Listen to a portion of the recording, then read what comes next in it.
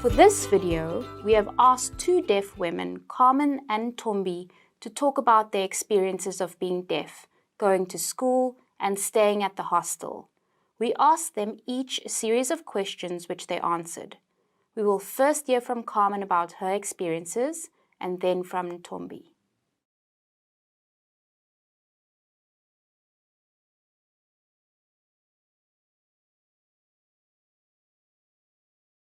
Please tell us your sign name and how you became deaf.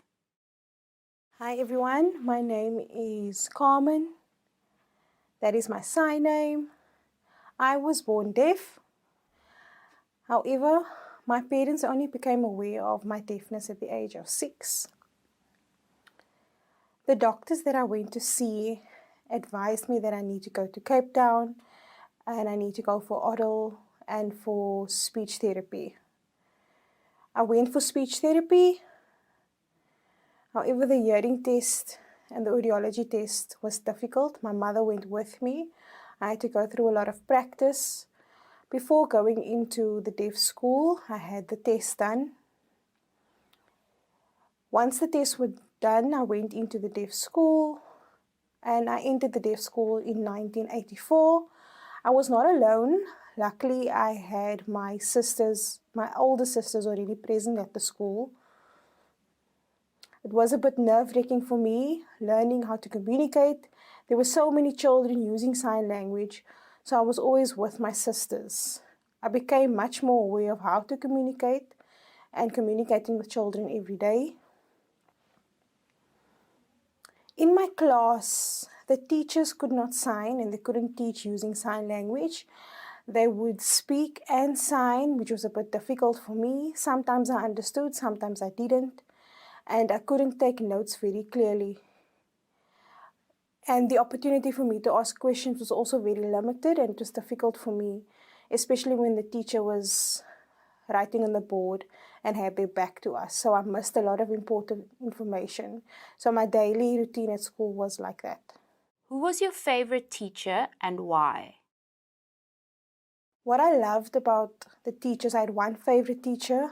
Her name is Mrs. Turner. That was her sign name because she loved to cook. She always encouraged me. At that time, especially when I was in grade 6 to grade 8, I missed a lot of things and I wanted to further my education, and she fought for me to get additional subjects as well. I was doing a lot of cooking subjects and she advocated and she supported me at the school. And I communicated very well with her. She could sign fluently, and that's why I also loved her. She was always encouraging and supportive. She wouldn't allow me to give up, and she was always there. She became my mother at school, my second mother, because my mother was very far away. So whenever I had issues, she would assist me to resolve my issues, and that's why she was my favorite teacher. What did you really enjoy at school and the hostel? When I was at school, one thing I enjoyed the most was socializing and using sign language and becoming more skilled in using sign language. That helped me improve. So I enjoyed socializing and recreation time. In the hostel, we were taught many responsibilities, chores, make your bed, dressing yourself, cleaning, learning how to be responsible. One of the problems that I had was I was the naughty one out of the bunch, and I was the leader of a group of kids. During the night, we would sneak out to the kitchen and steal bread and food. And the hostel mother, she knew very well that I was the lead culprit of the group and I was encouraging the others to do what I was doing. So I learned a lot from that. I received a lot of punishments, but it taught me to be a good leader and it helped me to become more responsible, knowing what was right from wrong, and also teaching my peers that. I do miss the times at the hostel, and unfortunately that time has passed. What did you not enjoy at school and the hostel? One thing that was a disappointment for me was that yes, at school it was very good. I enjoyed it, but I worked very hard and I studied very hard with the expectations that I passed every year. When I used to come back in the new year, I would have the expectation that I'm moving on to, for example, grade 5. They would tell me, no, but you're repeating your previous grade. And when I asked why, they said because I didn't complete a certain number of things, which I didn't understand because to me, my work was good. And that was a frustration for me. And every 2 years, I would do the same grade. I would repeat grades twice, and it made me disappointed and demotivated. When I reached grade 8, I thought that I would do more, but the principal told me, unfortunately, I'm only limited to grade 8 because of my age. I was already 18 at the time, and that I had to leave the school. That was one of my biggest disappointments, being at school. With a hostel as well. We slept there, it was fine, we didn't have any serious issues. My only concern was that my family was very far away, and I would only see them when the school closed. Then I would go home, but it was a short time, normally 2 to 3 weeks. Then I'd come back to school and I'd be here for 6 months at a time. So for things that happened, like my brother's wedding, I would get excited wanting to attend, but the principal would tell me I can't go because it's during school times. And that made me feel like I was missing out and that I was stuck in the hostel. That was also a disappointment, being in the hostel, because I was always denied many requests with my family. Our only communication was through letters, and I would only get letters after a while, after about 3 months at a time. And it was frustrating for me because I didn't know what was happening back at home. And I missed my family a lot in that time while I was at the hostel. How did you communicate at your school and at home? Within the school, everyone was fluent in sign language and we could communicate well. But the problem that I faced was when I got home, I wanted to teach my family the alphabet and sign language. And my mother would tell my brothers and sisters not to sign, that they need to teach me how to speak orally. Because the principal instructed my mother that the only way I can improve is if I improve my speech. And I didn't feel that was important. So when I was home, I had to always keep quiet or not sign. When I finished school and I came home, my mom wouldn't know how to communicate. She would call one of my sisters to interpret for me. And so there wasn't a clear communication between myself and my mother. My father was more open and clear in communicating with me. He would try to be patient and speak very slow. But the dependency on an interpreter was a bit frustrating for me. At a later stage, they then realized they want to learn sign language, which was fine with me, and I tried to teach them the basics. How do you feel your school experience shaped your identity as a deaf adult?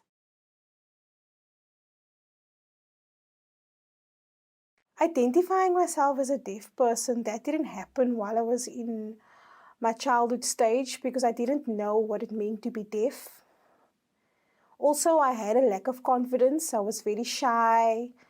I was always a little naive, and not because I didn't know what was happening in terms of being deaf and what it means to be deaf with a capital D.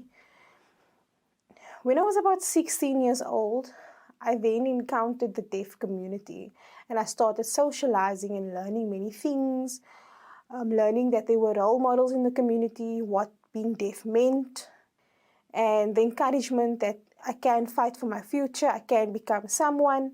So from all those experiences, I now know who I am as a deaf person, and I am proud of my identity.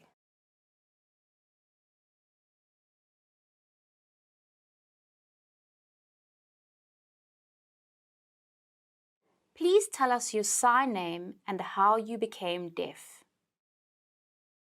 Hi everyone, my name is Ntombi. My surname is Majibana. I became deaf at the age of 9. How that happened was my aunt used to abuse me a lot. My mom placed me in her care, and I stayed with my aunt from the age of 7. And she would look after me, and during that time I was staying with her, she abused me. My mom then brought me back home, and when she would call me, Ntombi, I wouldn't respond. And then she'd come to me and she'd ask me, why aren't you hearing me? I'm calling you. And I would tell her, but I cannot hear you. That confused her a lot. How I entered the deaf school was my mom heard from a neighbor that there's a deaf school in Umtata. So my mom took me to the school along with a neighbor who showed her where the school was. And we learned about the deaf school in the area. And I went into the school in the year 1980. They called me in and I went in for testing. I was also given a sign name at the school based on my identity, and because of the scar on my cheek, that's my sign name. Who was your favorite teacher and why? My favorite teacher at the school was Mr. Keswa. The reason for that is he taught us very well. He taught us many things. He was my accounting teacher. He was very patient in the way that he taught us.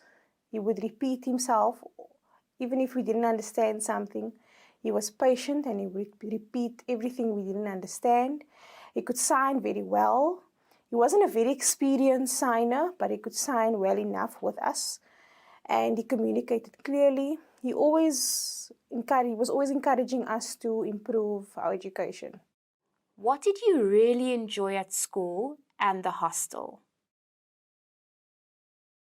At the school, I enjoyed many different things, for example, sports and my subjects. With sports specifically, I enjoyed netball, and I also played netball in the hostel, and we communicated as a team, and I really enjoyed that. When we went into competitions, we usually competed with hearing schools, and the way that we did it was in a specific way. When we met with the hearing schools, we would be very shocked because many of them were tall and they would laugh at us because we were tiny deaf children and they thought they could win us. But we planned how we would play, we strategized how we would keep low during the game. And the hearing children would struggle to compete against us, and we were always winning all the games against the hearing schools. What did you not enjoy at school and the hostel? One thing I didn't like in school, specifically with teachers signing, they weren't very skilled in signing, and also because our English skills weren't that well, communication was difficult. At the hostel, I would stay there for 6 months at a time. We were also not very happy with that because we were there for 6 months, then we would go home for a short period of time, which made us feel that we couldn't communicate properly with our family. Also at the hostel, our hostel mothers would get the best of food and we would get the dry bread and the food we didn't like. So many of us weren't happy about that. Another thing was they always forced us to clean the rooms, the kitchens, and we didn't understand why, because we didn't have enough time to study and do the chores as well. How did you communicate at your school and at home? At school, the communication in sign language was very well. We communicated with all the deaf children, but at home it was completely different.